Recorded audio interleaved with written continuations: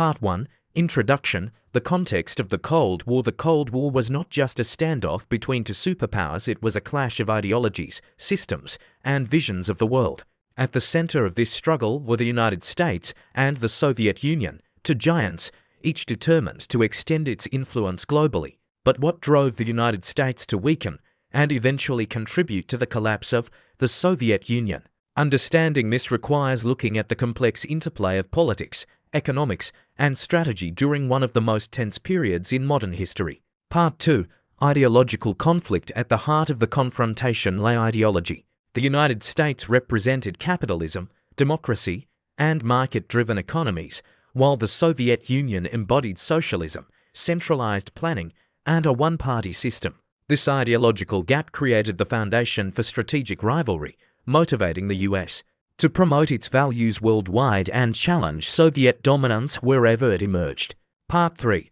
Geopolitical interests. The Soviet Union's influence across Eastern Europe, Asia, and Latin America made it a formidable competitor for global power. US foreign policy, including the containment doctrine, aimed to restrict Soviet expansion. Washington's goal was not only military superiority, but also political and economic dominance, creating a world order favorable to American interests. Part 4. Economic pressure. The Soviet economy was vulnerable. Massive military spending, supporting satellite states, and centralized planning led to shortages and slowed growth. The United States leveraged economic pressure, including sanctions and manipulating global oil prices, to weaken the Soviet economy and exacerbate internal challenges. These actions intensified the strain on an already fragile system. Part 5. Information and propaganda. Information warfare became a critical tool against the USSR. Propaganda, supporting dissidents, and spreading alternative ideologies helped destabilize Soviet influence both domestically and abroad. The US strategically used media to promote Western values and undermine confidence in the Soviet system, gradually eroding the perception of legitimacy within the communist bloc. Part 6. The role of leadership. Mikhail Gorbachev emerged as a pivotal figure in the Soviet Union's final years. His policies of glasnost and perestroika, aimed at modernizing the system, had unforeseen consequences. While intended to strengthen the USSR, these reforms opened the door to criticism, dissent, and public debate, weakening centralized control. The United States recognized the strategic opportunity presented by these reforms, subtly encouraging pressures that would accelerate internal instability. Gorbachev's willingness to engage with the West, reduce military confrontations, and pursue arms reduction treaties was perceived by US policymakers not only as diplomatic progress, but also as an opening to exploit systemic weaknesses. The contrast between Western prosperity and Soviet stagnation became increasingly apparent to Soviet citizens, fueling demands for change and creating a fertile ground for collapse. Part 7. US strategic approaches. The United States employed a multidimensional strategy that went beyond traditional diplomacy. Economic sanctions, military pressure, ideological campaigns, and covert support for opposition movements were all part of a deliberate plan to maintain leverage over the USSR. Washington's goal was not an immediate collapse, but the creation of conditions in which the Soviet system would be forced to confront its inefficiencies and contradictions.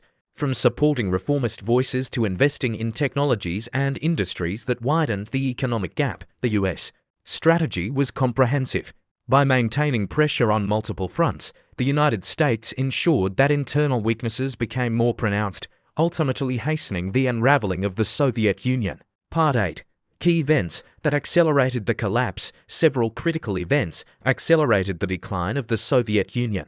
The war in Afghanistan drained resources and morale, highlighting the limits of Soviet power projection. Economic stagnation combined with falling oil prices in the 1980s increased fiscal stress.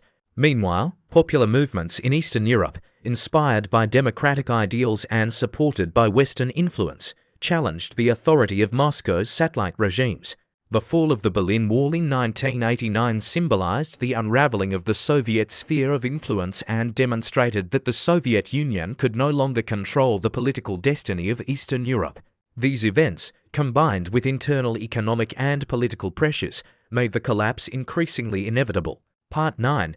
The economic dimension in detail. Economic inefficiency was arguably the most critical factor in the USSR's vulnerability. Centralized planning led to chronic shortages, misallocation of resources, and an inability to compete technologically with the West. US economic strategies, including promoting global oil market shifts and influencing international lending policies, created additional strain.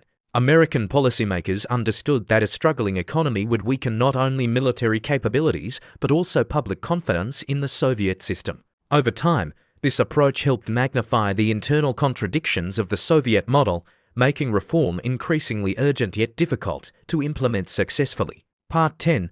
Ideological warfare and propaganda. One of the most powerful tools the United States used against the USSR was ideological influence.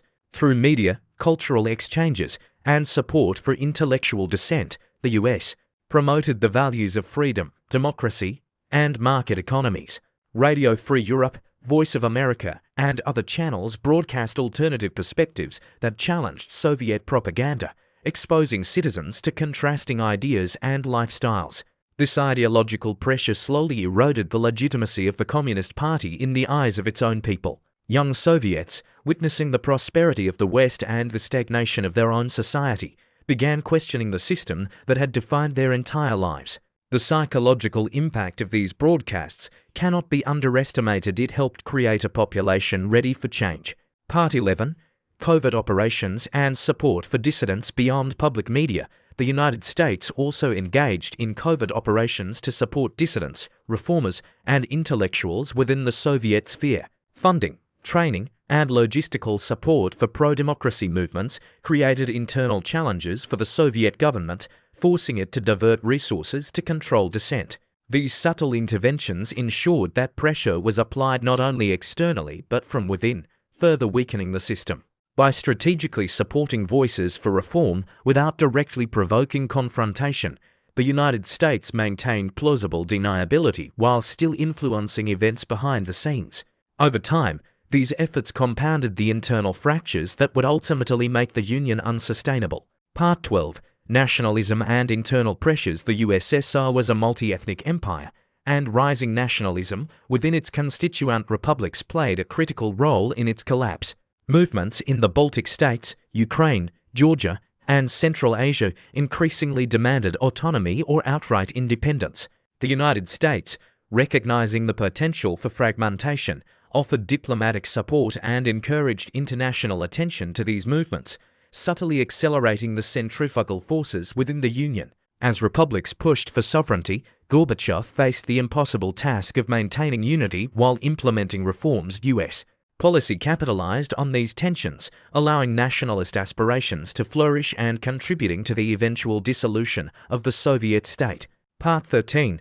The role of global economic shifts. Global economic changes in the 1980s further undermined Soviet stability. Falling oil prices, technological gaps, and increased competition from the West weakened the Ussr's economic base. The United States, through economic intelligence and international diplomacy, exploited these vulnerabilities. By influencing trade agreements and financial markets, the US amplified pressures on the Soviet economy, making internal reform more urgent and more difficult to implement successfully. Economic weakness translated into political instability, eroding public confidence and increasing societal dissatisfaction. The interplay between domestic economic failure and international economic pressure created a perfect storm that accelerated the Union's decline. Part 14. The final years and collapse. By the late 1980s, the Soviet Union was approaching the point of no return. Gorbachev's reforms could not keep pace with the growing political, economic, and social pressures. Eastern European satellite states were breaking free, nationalist movements were gaining momentum, and the economy was failing. The United States continued to exert influence through diplomatic engagement, economic policy, and ideological support for reform, ensuring that the collapse would occur under conditions favorable to Western interests. In December 1991, the Soviet Union officially dissolved. The once mighty superpower fragmented into independent states, leaving the United States as the unchallenged global hegemon. The culmination of decades-long strategies, economic, ideological, diplomatic, and COVID had achieved its ultimate goal without direct military confrontation. Part 15. Consequences and Legacy. The collapse of the Soviet Union reshaped global politics. The United States emerged as the sole superpower, able to shape international norms, trade agreements, and security frameworks. Former Soviet states faced enormous challenges, transitioning from planned economies to market systems, and building new political institutions from scratch. The Cold War was over, but the effects of U.S. strategy during these critical years continue to influence international relations today. Understanding why the United States pursued policies that contributed to the Soviet collapse provides insight into modern geopolitics. It highlights the combination of strategic patience, economic leverage, ideological influence, and careful diplomacy that defined American foreign policy during the final decades of the 20th century. Part 16. The Arms Race and Military Pressure. The Cold War was as much a military confrontation as it was ideological. The United States engaged in a massive arms race with the Soviet Union, investing heavily in nuclear weapons, strategic defense systems, and advanced military technology. By the 1980s, U.S. defense spending exceeded $300 billion annually, far outpacing Soviet capacity to match such expenditures. President Ronald Reagan's Strategic Defense Initiative, known as Star Wars, intensified pressure on the USSR. While the system was never fully operational, its promise of missile defense forced the Soviets to divert scarce resources to counter a threat that may never materialize. The economic strain of attempting to keep up militarily further exposed the weaknesses of the Soviet centralized economy. Additionally, U.S. support for allied nations and anti-Soviet proxy forces worldwide, from Central America to Afghanistan, drained Soviet resources. The war in Afghanistan, lasting from 1979 to 1989, cost the Soviet Union billions of dollars, thousands of lives, and public confidence. This conflict became the Soviet Vietnam, symbolizing the limits of Soviet global power. Part 17. The Afghan War and its impact. The Soviet invasion of Afghanistan in 1979 marked a turning point. The U.S. supplied the Mujahideen with weapons, training, and financial aid, turning a localized conflict into a prolonged drain on Soviet military and economic resources. American policy aimed to create a quagmire effect, forcing the USSR to expend men, money, and political capital in a war that offered no strategic gain. The war fostered widespread demoralization within the Soviet military and exposed corruption and inefficiency. As Soviet soldiers returned home from Afghanistan, public dissatisfaction with the government grew. The US, aware of the internal impact, strategically leveraged media coverage and diplomatic messaging to amplify the perception of failure. Part 18. Gorbachev's reforms and U.S. engagement. Gorbachev's policies, glasnost openness, and perestroika restructuring, intended to modernize the Soviet system, inadvertently accelerated its decline. Glasnost allowed for greater freedom of speech and transparency, exposing decades of corruption and inefficiency. Perestroika aimed to introduce limited market mechanisms, but failed to revive the economy rapidly enough. The United States actively engaged with Gorbachev, supporting arms reduction agreements like the INF Treaty while subtly encouraging internal reform pressures. By negotiating directly with the Soviet leadership, the U.S. positioned itself as a partner in modernization, while simultaneously allowing systemic weaknesses to become more visible to Soviet citizens. Part 19. Economic collapse. In the 1980s, economic stagnation was a critical factor. Industrial output declined, technological innovation lagged behind the West, and consumer shortages created widespread dissatisfaction. Between 1985 and 1990, the Ussr's GDP growth averaged less than 1% annually, compared to U.S. growth rates exceeding 3%. Falling global oil prices in the late 1980s reduced vital export revenues, further stressing an already fragile system. The United States, using its economic leverage, encouraged Western banks and allies to limit credit and loans to the USSR. International financial isolation, combined with internal inefficiencies, created an economic pressure cooker. Soviet citizens experienced the gap between the prosperity of the West and their daily hardships, fueling social unrest and undermining faith in the Communist Party. Part 20. The collapse of Eastern Europe. The fall of communist regimes in Eastern Europe in 1989 was a dramatic prelude to the Soviet collapse. Poland, Hungary, East Germany, Czechoslovakia, and other nations transitioned to democracy and market economies, often with Western support. The US promoted these changes diplomatically and economically, ensuring that Soviet influence could not recover. The Berlin Wall, once a symbol of Soviet control, fell in November 1989.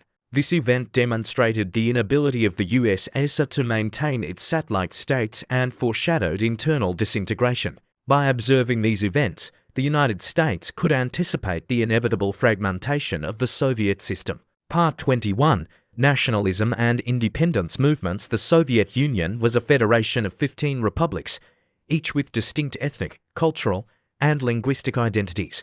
By the late 1980s, nationalist movements gained momentum across the Baltics, Ukraine, Georgia, and Central Asia. The United States recognized the potential of these movements to weaken the Union without direct confrontation, offering diplomatic recognition and support when appropriate.